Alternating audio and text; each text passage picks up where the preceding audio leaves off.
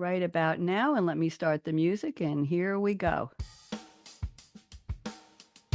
She hears it. So you wanna be Dance with me. Oh, she's dancing. Oh, this is so cool.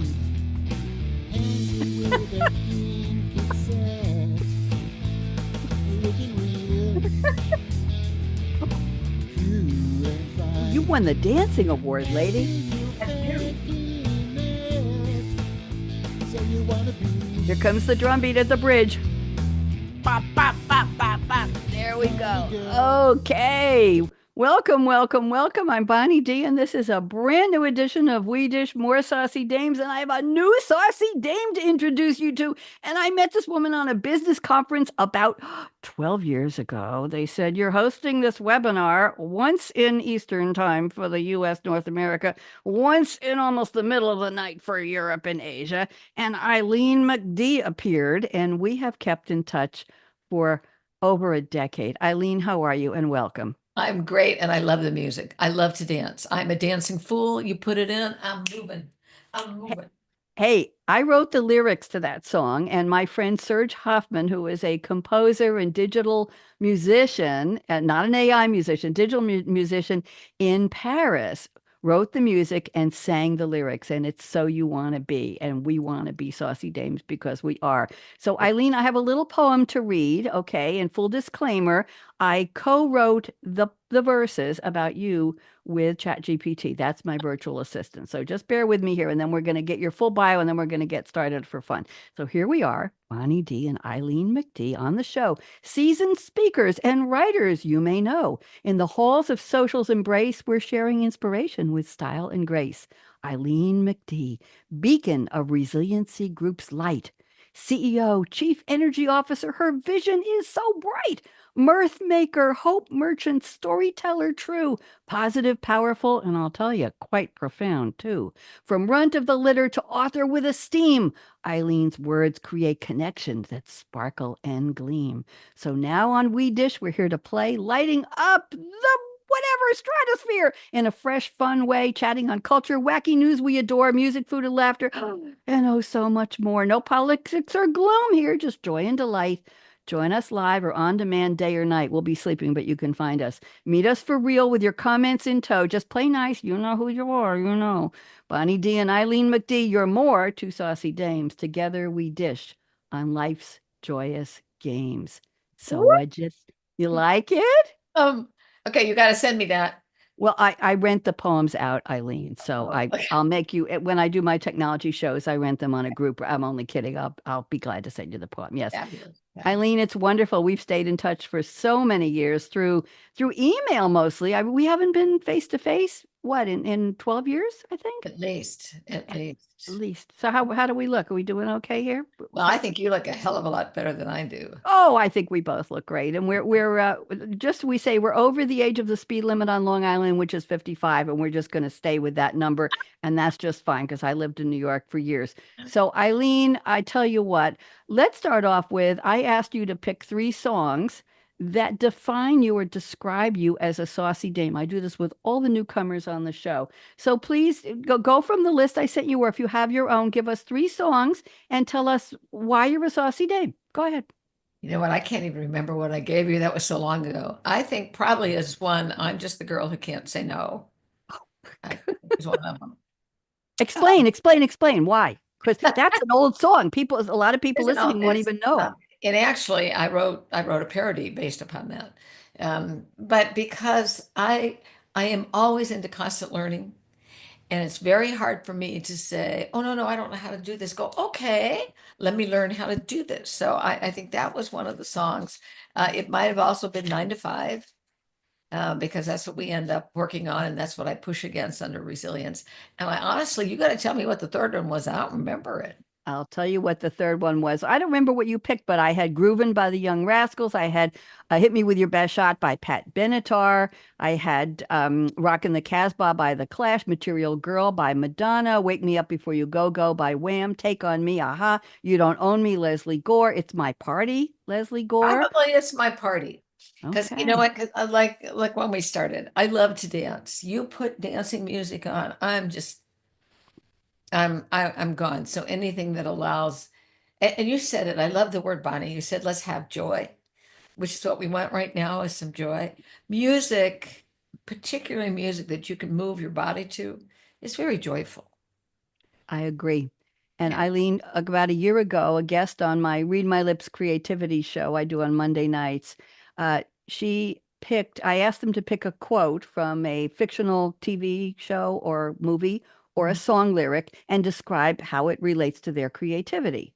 And Wow. she picked a song called Happy Dance. Okay.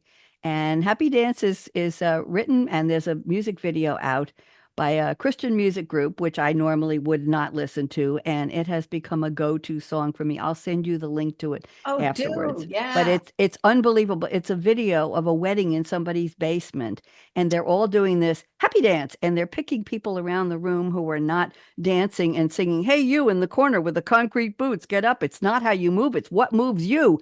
And then they're little kids, the bride is dancing, and the group is in white shirts and black pants and bow ties, and it is so incredible. And that's a dance song I think you will like. I So would love it. Yeah, well, let me just say yeah, this. please, I please. think I think music is one of the last senses that we lose. And when I Hmm. cared for my mom, and she was in a memory care unit, I would go up and the music would be playing, and we would have people, just kind of sitting there like this, some people in wheelchairs. And I said, come on, you can sit in there and you can move. Their smiles. They couldn't know all the words, but they knew the music. And I could get sedentary people just to sit in their chairs and they would move and I'd laugh and smile at them. And it was the greatest thing. So I think, they say it's, what is it? I guess it's the smell is the last thing that leaves you or whatever. I think music is so embedded in us that it brings out the spirit. And in this, I love that. I mean, it was wonderful. And I just, I love that. whether they knew it. They knew By it. the way, Mercy Me is the name of the group. Mercy Me. I will get the link for you. Do you know that I taught dance for years when I lived in Eugene, Oregon?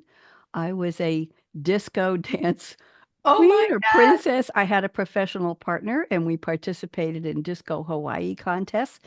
We taught hundreds of people. I taught a class called You Should Be Dancing at a high school, and I was found myself dancing on top of a formica table in a high school cafeteria in high heels. I never fell. I taught line dancing. 250 people signed up for the class. Wow. This was Wow. in the days of You Should Be Dancing, Saturday Night Fever. That was Yeah. the heyday. I know I'm dating myself here.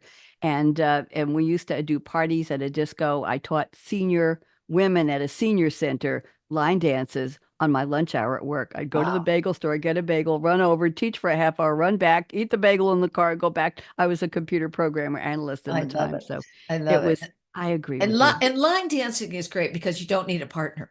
Absolutely. But You know, everybody is it's your just, partner.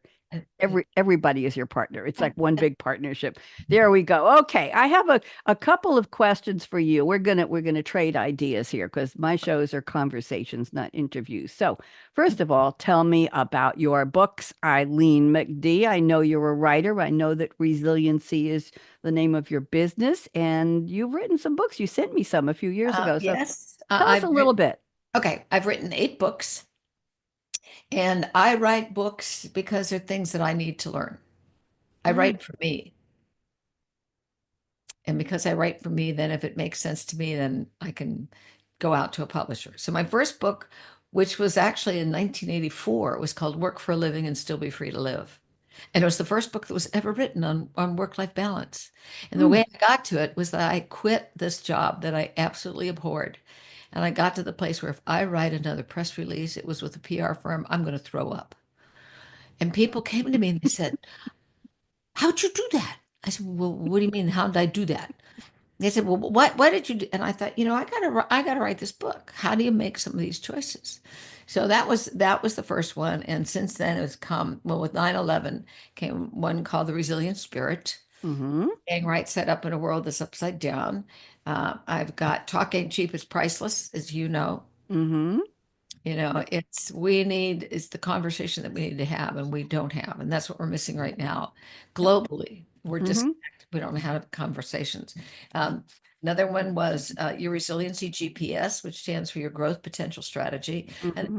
thing in there about how do you go back and look at what is your growth potential strategy. And the newest one, which came out in just right as the pandemic was started, Mm-hmm. it was called Burnout to Breakthrough, Building Resilience to Refuel, Recharge, and Reclaim What Matters. It was the best of times. It was the worst of times.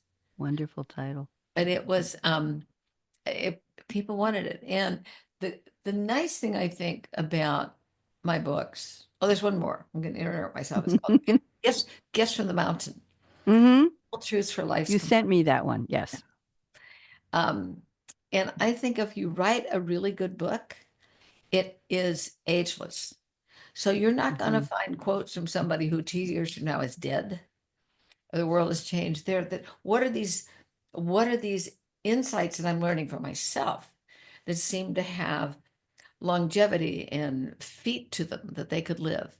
And that's really where they come from. Thank you. Coming from your heart and coming from your quest for learning and solving problems, right? Getting the answers for yourself and sharing them. I've had authors on one of my radio shows tell me that they want to leave that legacy of what mattered to them through a book. Mm. And sometimes the book is made into something else, but yes, through the book. I've been writing an almost murder mystery satire, a viciously funny satire for 2 years now. And I got to the point where I wrapped it up, but didn't get it ready. The murder part, I separated from the main part of the book because I was having so much fun writing it. It's so hysterically funny. I was sitting here laughing. So I made a separate document and pulled out the characters involved in this almost murder, almost thriller. And when I finished that, I came up to the last sentence and I said, okay, I'm done, but I never put the two together. So I haven't done anything. I've been taking a lot of writers workshops and webinars, Eileen, trying to get past that block. And I keep saying to myself, this weekend, I'm going to put the book together, but I will. I'm going to make a year-end promise to myself to get my you-know-what together and do it. It's hysterically funny. Well, I would love to see it. And there's that notion, you fish or cut bait, which you're going to do. I am going to do. Absolutely. Now, let's talk. I thought I'm going to throw some ringers at you. I'm calling this a new segment of the show called OTT Off the Top. Okay. So we already covered your books. All right. You'll do the first, you'll answer the first, and then I'll answer it myself. So, coffee or tea? How you buy it, brew it, drink it? What do you do with it? Coffee or tea? Tell me your story. Coffee in the morning, between 4:30 and 4:45, and my adorable husband brings it to me in bed. And it's brewed in the kitchen. I have my one cup like that, and then the day begins. I don't have coffee again. Real brew or a pod? Real brew? No, it's not a pot. No, it's real brew. Real brew. Okay. Tea? Any tea in your life? If I have to. And what kind of coffee do you drink? What was it, You know, dark? Is it medium? There's Pete's. There's What flavor? Dark roast, medium roast? What do you like? medium roast. And then there is the Dunkin' Donuts one. You can buy Dunkin' Donuts at Costco. We like that. So I have no clue what that is, but it's the Dunkin' Donuts one. And Milk, sugar, anything? yes, I do half and half and sweet and low. And the reason I do the half and half for milk is long ago and far away, a dentist said coffee stains your teeth except if you can cut it with cream or milk. Really? Very interesting. Well, I love a good cup of coffee, and my daughter and son-in-law have a Breville, very fancy schmancy, and they make espresso when they put the little heart with the foam on top. And I will just tolerate the caffeine because they're purists. They don't do decaf. But when I'm home, I have a Keurig, I have an espresso. I cannot find the right, I don't have patience for coffee pods. Any amount of caffeine will send me up through the roof for a little while. So I'm mostly peppermint tea. And I had a gentleman, a Brit, on one of my shows years ago. We were talking about what's in your cup today. That was part of my show years ago, my technology show. And he said, oh, you Americans, you just use those dusty little bags you drop into the hot water. He used a special thickness millimeter of bone china. And the water, Eileen, was boiled to a certain temperature. And the tea was put in through an infuser or a little tea ball metal, and it was left for just the amount. You know what I do? I put a mug of water from the filter in the refrigerator into the microwave, but when it gets almost hot, I put the mint tea tea bag into the microwave, into it, and then I let it steep and finished heating it up. And then I'll have half of it hot. Then I put it in the fridge with more water, and I can use that tea bag in cold water for about 2 or 3 refills over a period of days. Wow.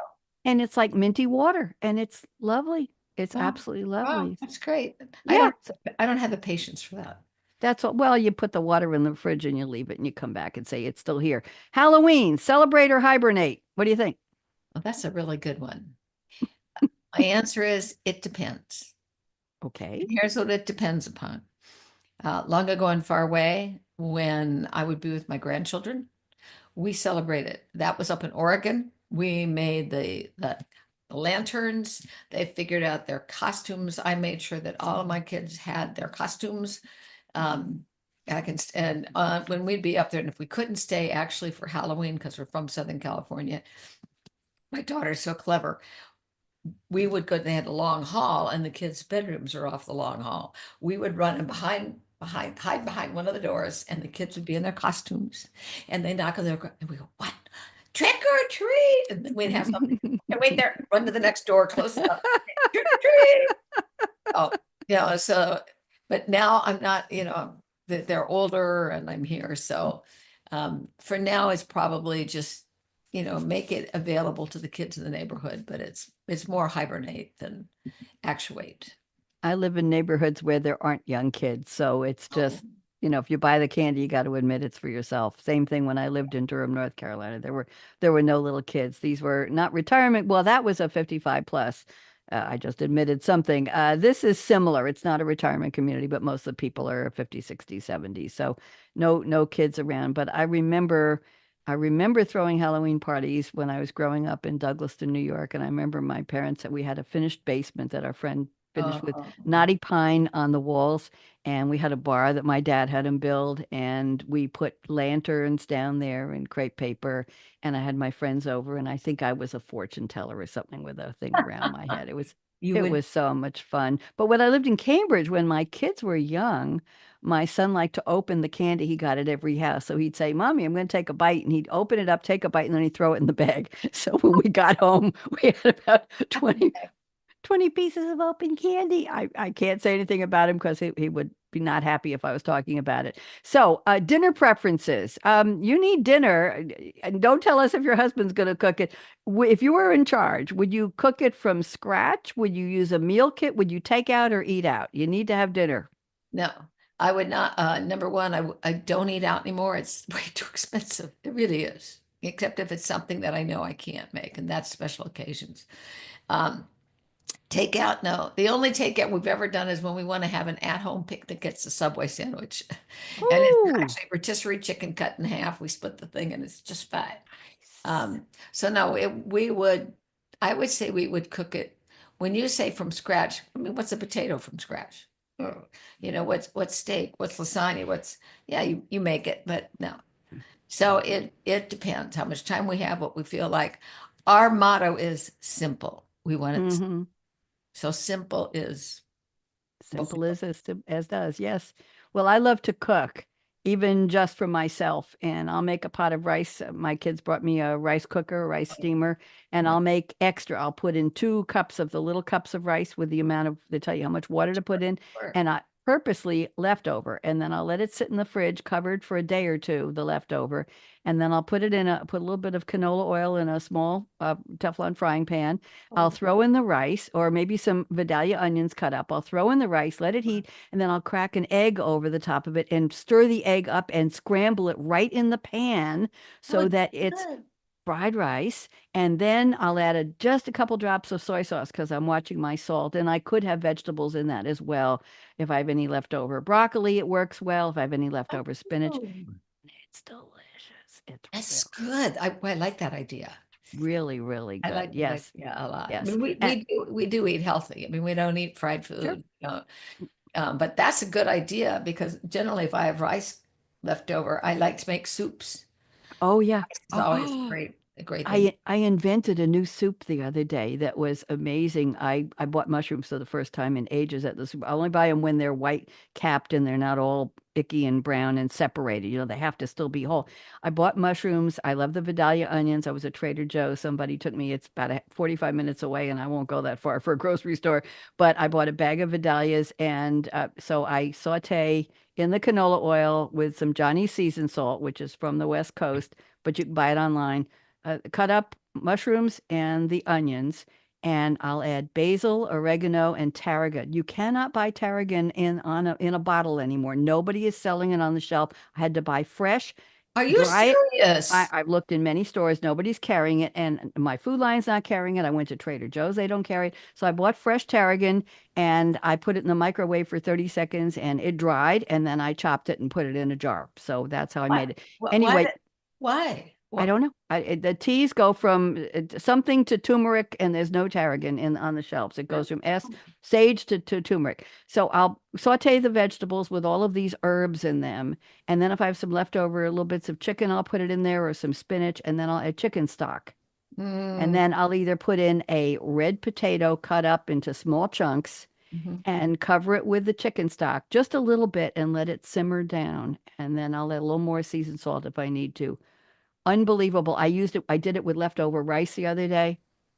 I'm The, coming to eat at your house. What I gotta time? tell you, the scent, the aroma, Eileen, it filled the kitchen. It was like a gourmet vegetable soup, and I just invented it as I went along. So Oh, you can oh, come for you can bring Bill. sounds. You'll come for I love dinner it. tonight. I love it.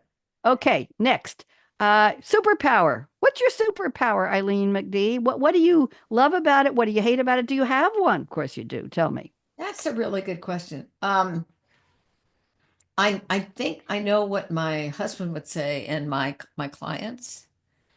My superpower is that I'm a really strong connector Hmm. with a lot of empathy, and I'm a great storyteller.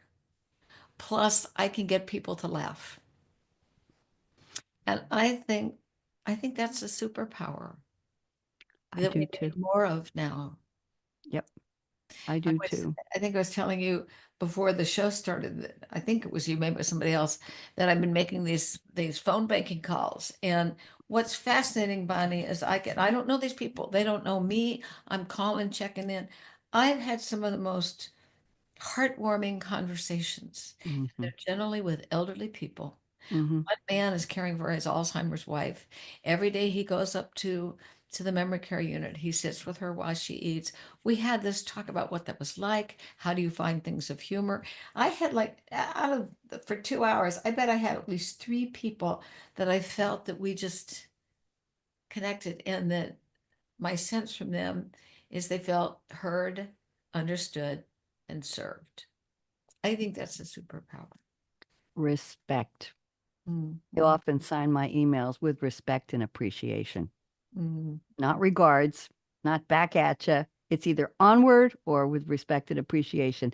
I had a guest who wanted to back out after being booked months ago for one of my radio shows, and he said he had done 15 interviews. I meet them I'm a media panelist at the National Publicity Summit, and I met this gentleman and booked him for next week. And he said, "I'm sorry, I have to back out. I've done 15 interviews. It's too hard on me. I'm very stressed. I'm really not enjoying myself. Please forgive me." And I wrote back and I said, "I don't do one-on-ones like you and I are doing here." I said, "All my shows are panel conversations. You'll be one of a panel of three creatives. You know all the people, you've met them at the summit, and you're speaking in 3-minute sound bites on that show." I said, "I've never lost a guest. It's a party. We have fun." And in 5 minutes later, he responded to my email and he said, "You sold me. I'm not backing out. I'll be there." And I was just delighted, but I had to be very tender with him because I had to respect if he was having a hard time and he was that popular, they had done 15 shows and he was not enjoying it. I wanted to be the one he enjoyed being Yeah. on the air with. That was what I wanted. And somebody wrote me a guest on one of my shows last week, wrote me a wonderful note. He's a commentator in DC, He wasn't there for that. He was there as a panel of creatives. You're creative, Eileen. We create our life. We do stuff with our life. It doesn't matter what you do, not dancing, singing, art. That's not what creativity is to me. And this man said he had been on 200 shows, Ugh. and mine was one of his top. Well, he's been doing this professionally for years. He said my show was one of his top favorites because I combined professional acumen with the joy of living radio style. Eileen, it just Oh, wow. blew me away. And he said, anytime you need a fill in, he said, break glass an emergency. He said, call me, I'll be there. It was so cute. And I never expected a thank you note. So I understand and relate to what you said about making people feel heard and respected and making things a little easier for them and giving people a chance to laugh. You know, I had my own comedy troupe. Did I tell you that? You know, as far as I can figure out, you were 275 years old. I'm a drummer too. I auditioned for a rock and Okay, roll make that band last 300 week. years old. I'm on my 12th life. Forget about the cat with 9 lives. Okay, let's go on. I've asked you, Eileen McD, to find 3 interesting articles or headlines you want to talk about. Let's do one from you, one from me, one from you, one from me, and let's see where we go. And it's just brief, just something that's unusual, not political, that caught your attention. What do you got? Go ahead. Wow, that's one question I don't think I remembered. I know you asked me about something I did, and I told you I wrote parodies. Yeah, let's do song parodies. Go ahead. And well, and because the reason I do it is people would recognize the song, but if you can say things in a parody that you don't say regularly, and so I printed out 2, and you can tell me which one you want to hear. It was a parody to My Favorite Things. Yes, let's hear that one. Yes. Oh, okay. And this one, I will not, well, I could sing it, but Go ahead. Go ahead.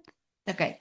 Diamonds and earrings and mink in the hallway, maids in the bathroom all fixing it my way, limos awaiting my comfort it brings. These are a few of my favorite things. First class on airplanes and condo on Kona, balcony seats and a dinner in Roma.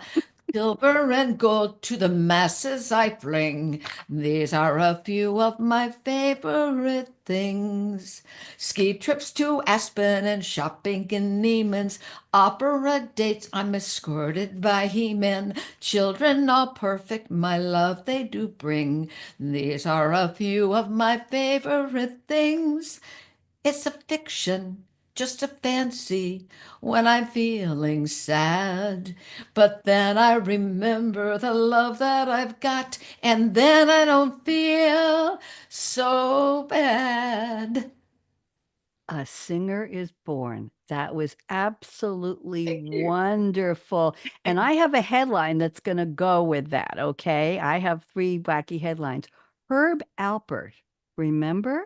Yeah, sure. Herb Alpert just did his 50th album and he didn't know it was his 50th. He is 89 years old, the trumpeter. He's still Wow. doing live shows. He is a sculptor of human size, humongous sculptures. He's driven by the joy of creating and communicating. He says, I don't look back, I go forward. He didn't realize it was his 50th album until he finished it.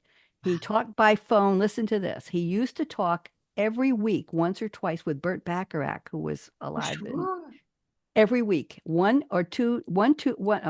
day, 2 years before Burt Bacharach's death in 2023, he called Herb Alpert with concerning news. He told me he had to go to the hospital, have something done with his lungs. At the time, he was working with a musician who arranged a string part for him that he really liked. So he had the guy send him the part to bring to the hospital between shots and draining his lungs so he could study it. He said, man, Burt Bacharach was 92 then and still studying. There you go, Eileen, lifelong learner.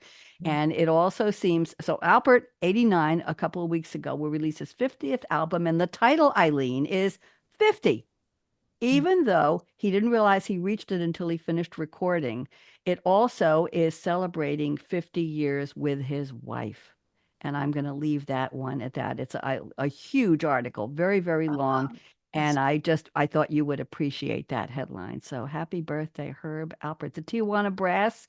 Yes. And his songs have been covered by artists all over the world, hundreds, and he sold millions of records. So you have a headline for me, or do you want to do a second song? Because I want more from you. Well, let's see a headline. Unfortunately, it's too much to the news that's out or headlines I don't want to talk about. I know, I know. Well, Yeah. next time you come on, you'll find wacky. Do the next Well, song. Do the, I do will. Okay. Well, all right. My next song is yes. because I do work in the area of resiliency and work life integration. It's I just can't say no. I'm just the girl who can't say no. I'm in a terrible fix. I always say, come on, let's go. Just when I ought to say nix. When the workload has surrounded me and I can't find a single place to start, why do I then always nod my head instead of saying, whoa, it's time to stop? I'm just a fool when asked to help. I feel so needed and smug. Why can't I pull out the plug? How can I take more to lug? I can't say no. What you gonna do when the house is untidy, the yard is unsightly? What you gonna do? Supposing that your in-laws want gourmet food for dinner, your clothes aren't getting thinner. What you gonna do? Supposing they say you're a marvel, you're amazing, no one can do all you do. What you gonna do when they talk that way? Tell them you're through. I'm just a fool not drawing the line. I give my power away. How can I learn to say nay? It's time I claim my own day. I can't say no. I have not had any performers on this show. Out of all the Saucy Dames, I've done about 20 of them. You are the first, my dear. I Well, am you're the delighted. first one I've ever done it to. You four, not two. You didn't Four, do four, anything four, two. four. Listen, you have a lovely voice. I know that song. That's from a show from when? From the 1940s. I'm just a girl who I can't. want to say, That wasn't Annie Get Your Gun, is it? Where was that I from? want to say it's either Any Get Your Gun or Oklahoma. Yeah, isn't that funny how you're right, the memory serves us. I have another headline for you. I can't compete with that. I'm just going to do one more and this will be interesting and then we'll close out. It's Okay. an end of an era as of the end of September and today is October 3rd and we're live here to in-flight magazines. Now, I follow a gentleman named Bill Murphy Jr. who has a newsletter called Understandably and it is on Substack. So understandably at substack.com.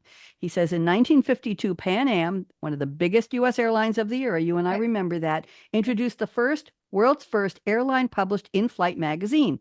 Almost every other airline copied it. A few years later, there were so many, they were all over the world, hundreds of pages. Passengers loved them.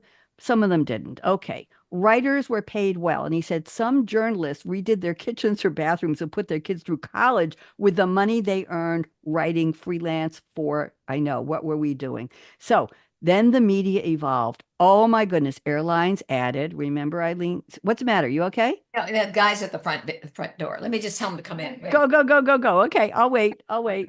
Come on We're back. live. What's in the other room? Go Come get. on back. I'm Come here. on. I'm Here here. we go. Okay, so the media evolved and airlines added seat back video screens. Passengers had smartphones. You can look up the history of anything in the world. Your smartphone has all this memory, and they started doing away with the printed in-flight magazines. Delta and Southwest Airlines around the pandemic did away with their magazines. And in 2021, American Airlines stopped publishing a print edition of American Way, which they started back in 1966. Only one big U.S. in-flight magazine remained. Do you know which one it is, Eileen? Well, I'm guessing it would be United. How did you get so smart? It's Hemispheres on United. It ended its 32-year print run 3 days ago, the end of September, but it continues as a digital publications, and you can get a free copy of the final print edition if you're a United Mileage Plus customers. They will mail it. So they have a new focus, Connective Media, KINECTIVE, lets advertisers run ads targeted to individual passengers. It will take you through the history of all the places you're going on your Oh airline my trip, gosh. accessible, and you can take the content with you. As a bonus, ready for this? You're going to love this. Getting rid of print magazines will reduce CO2 emissions by 13,000 metric tons. Wow. And Bill Murphy ended the article by saying, if anybody has an idea of how a writer can pay for a kitchen renovation in 2024, he'd love to hear from you. So those are my closing thoughts. Eileen, it has been lovely. Would you like to come back and do this again with me sometime? I don't know if I have another song, but I will figure it Oh, out. you're going to come up with another song or a dance. We'll do something like that. So I want us to wave goodbye. I still got the music teed up. Anything you want to say about being a saucy dame? Did you know you were a saucy dame before I invited you? Did you? Actually, I would not have used that word, but now that you do, I Eileen McD, it has been, I just knew I wanted to reconnect with you. It's been so many years, and you and I correspond on email yep, almost yep, every day for yeah, certain yeah. reasons. And I'm glad. And people say that email and the internet disconnects us from people in our lives, and I disagree. I I'm really with do. you. I'm with I you. think you have to keep those connections alive. It is. And Well, thank you, thank you. I had great fun. hold on, let me run the music now. I'm going to go back to my music here. Let's get this teed up here. We're going to go out with, we're going to continue the song where it was. So let's just, I like Trying too hard. Hey, makes you popular. 83. But back home my drums are in the other room. in your room alone. Stick around. We'll talk for a You second. wanna be the you. Who can you see? Here we go.